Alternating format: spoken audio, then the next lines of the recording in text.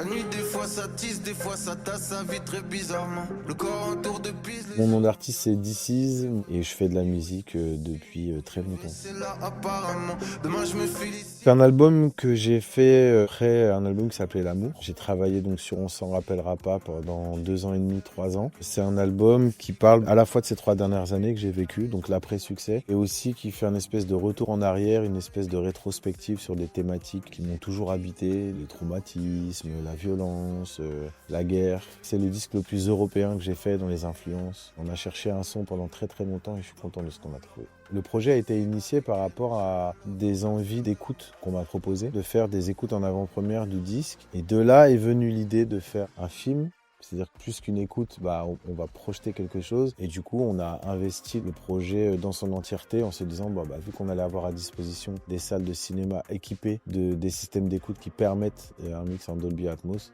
on s'est dit, let's go.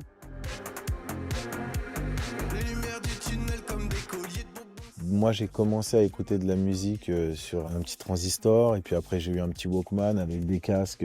Mais pour autant, l'impact que la musique a eu sur moi, comment elle m'a touché, comment elle m'a habité est tout aussi fort. Est-ce que si j'avais écouté ces albums-là à 15 ans, comme j'aimais la musique, avec un système d'écoute comme ça, est-ce que l'impression n'aurait pas été encore plus forte? Je pense que si. J'ai quitté le dur, je fais du surf dans les rues.